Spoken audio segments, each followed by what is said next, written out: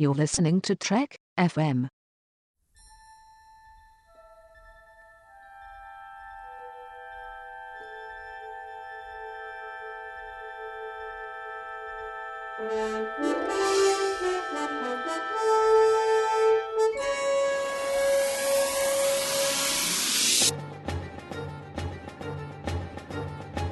Welcome to From There to Here, Trek FM's 50th anniversary rewatch project, where the hosts of the network get together to discuss for you all 729 episodes in movies in the Star Trek franchise.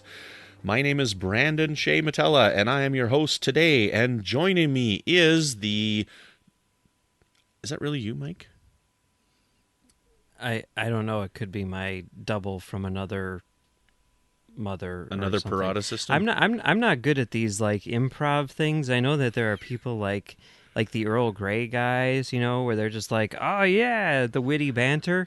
I am way too slow for that. I need way more coffee than I have right now. Well, just hold on 1 second here. Computer, coffee, Jamaican blend, double strong, double sweet. Yes. See, it's nighttime and I don't drink coffee at night. See there, I did it. I did one of those little bits. Mark it in your calendars. Bookmark this episode, Yay. people. Today is the day I did one of those little bits. It wasn't very good, but I tried. My last one burned. The one that I did with Daniel, I did this thing, and he's like, what? So That's usually how I am. And then I'm like, or most of the time, honestly, what happens is someone will say something like really witty, and I'll be like, I have no idea what you're talking about. Like, I do not remember that episode. What episode are you talking about? The one we're talking about today? Oh, I don't remember that episode. Why would I know what you're talking about? Anyway. Well, let me refresh your memory with what we're talking about today, Mike. Shall I? Okay. Whispers. Chief O'Brien is on the run, and he tells the story of what happened over the last 52 hours as everybody on D Space Nine was all creepy. Yeah, that pretty much sums it up. What do you think of this episode? I think it's really good. I think it's interesting because it is sort of like a mystery which is being presented, and we're seeing everything from O'Brien's perspective, and everyone seems to be acting strange, and you don't know what's going on. And I mean, I think that we're kind of ahead of O'Brien and thinking that like maybe there's something wrong with you, O'Brien. But it is kind of a shock when you get to the end and you realize like it's, replicant O'Brien, spoilers, and not real O'Brien.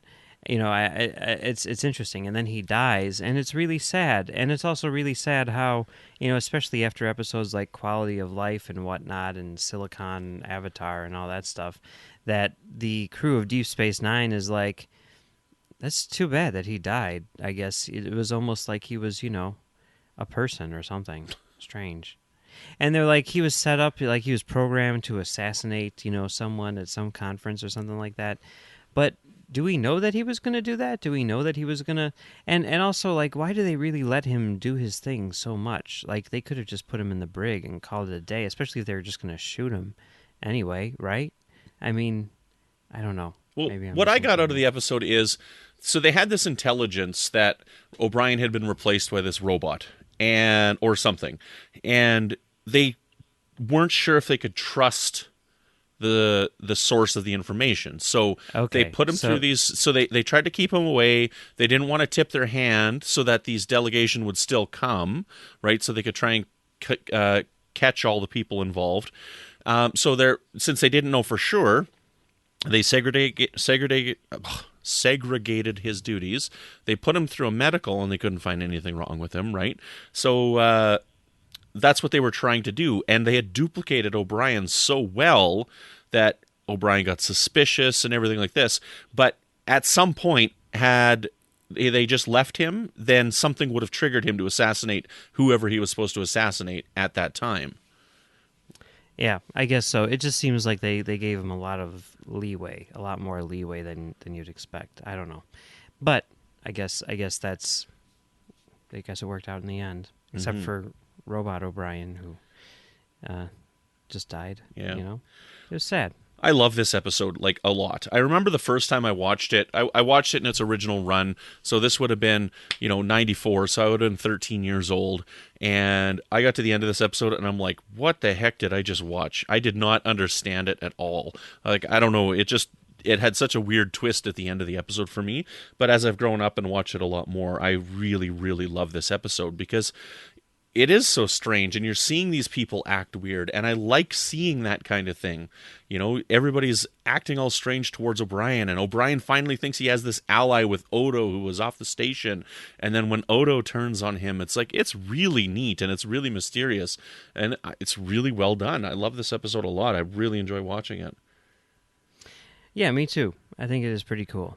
And I think that this does qualify. Maybe it's not the designated, Torture O'Brien episode for the season, but I think it certainly does qualify. Yeah, you bet. I think I don't know if it's designed it, because this is the only time that we hear this coffee Jamaican blend, double strong, double sweet. We never hear it before. We never hear it again. So I think it's designed to put you off right at the beginning. Because this is something that the characters never ordered like before or since, right? I would have no idea. Yeah, I don't remember ever any other episode him ordering Jamaican blend, double strong, double sweet. I don't know. I might be wrong, but maybe he tried it the one time and was like, "Ew, this is nasty." Well, he orders like 10 cups in this episode, though. So you think like that might be the difference between him and the replicant? Was like the replicant likes the Jamaican blend, and he doesn't? I guess so. I really don't think they were thinking that. I honestly don't. No, maybe the writer just liked Jamaican blend coffee, and he just discovered it, and so he threw it in the episode. Yeah, I think that's probably more likely. Because Geordi in Aquiel starts drinking iced coffee. I think it's in Aquiel, just out of nowhere. He just starts drinking iced coffee in season 6 or 7 of Next Generation, just out of nowhere. Well, they were trying to signify that it's the future, because back in the 90s, people drank hot coffee, but as we see now that it's the 21st century, everyone just drinks iced coffee. Because of Geordi. It's like when they have a female president in a science fiction movie. They're trying to signify that it's the future. Yeah, exactly. Yeah.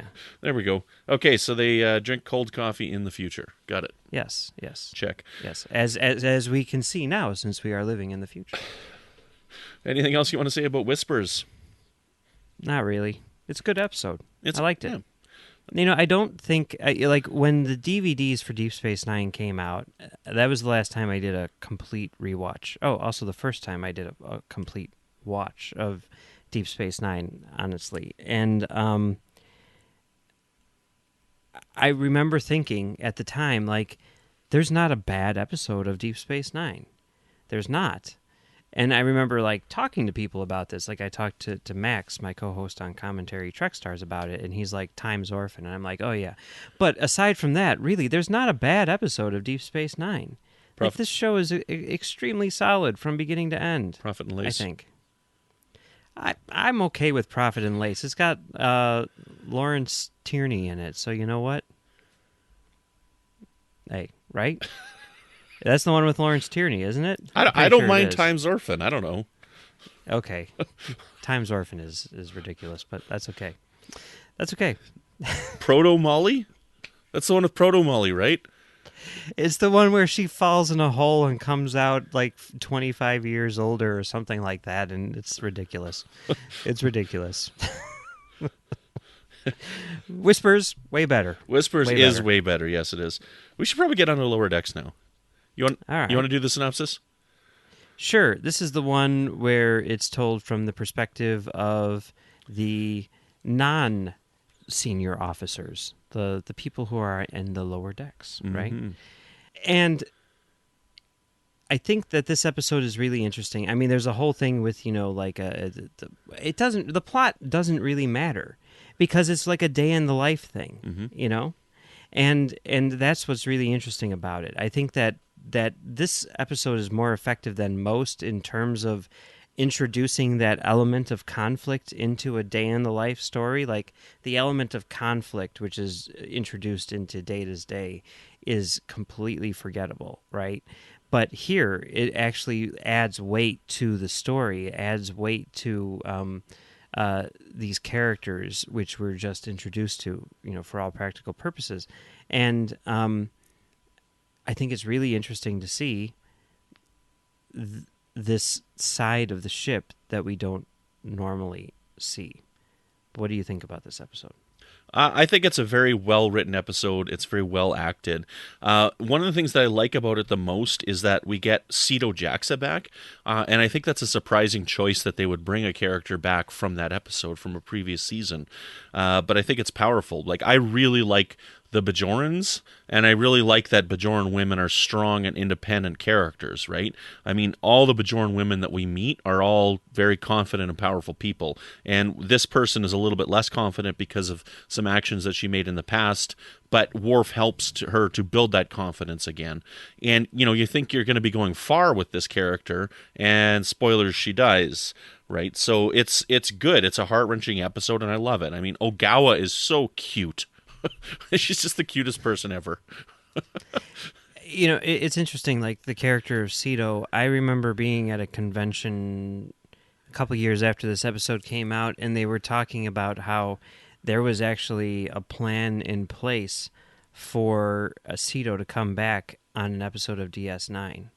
It was going to turn out that she didn't die, that she had been captured, and you know, they were going to go save her or whatever. Mm-hmm. But, you know, it would have been cool to see her back again because she's really, really cool. Everything about this episode is really cool. I mean, I know that a couple weeks ago I was talking about Chain of Command and saying that was the best episode of Next Gen. There's a case to be made that Lower Decks is the best episode of Next Gen, honestly. It's so excellent, and I think it's kind of a deconstructionist view of the series in a lot of ways, and I think it kind of speaks to the show's strengths and weaknesses, and can sort of like build the world in a way that massive productions like Best of Both Worlds can't. You know, it's like we see now how this environment, which we thought we were really familiar with, works from a different perspective. I think that's so cool. And I think that the characters which are written are really, really good too. Yeah, you bet. I mean, you see the anguish that these guys are going through, you know, like when they're given this and they're like, okay, you can't talk about it. And Sam is like, come on, we're friends. And it's like, yeah, but we're also Starfleet officers. So they're at that point in their careers as well where, you know, things are changing for them. Right. And yeah, it's very well done. It's very well written. And it is one of the strongest episodes of The Next Generation for sure. Yes. Agreed. Mm-hmm. Right on. Anything else you have to say about Lower Decks? Nope, I don't think so. I think that pretty much covers it. Well, where can people find you when you're not on an undercover Cardassian spy mission? You can find me on Stage 9 right here on Trek FM. Where we talk about people who make Star Trek. I had to remember. I forgot. See, you're putting me on the spot. Stop putting me on the spot with these tough questions. Yes. We talk about the people who make Star Trek along with John Mills. So you can find that every Friday here on Trek FM. Mm-hmm. And when I'm not drinking my Jamaican blend coffee, you can find me doing new episodes of Melodic Treks, which is all about the music of Star Trek, and on many episodes of From There to Here, as well as some recent episodes of The Ready Room. So we will see you guys again tomorrow as we discuss Paradise and Thine Own Self.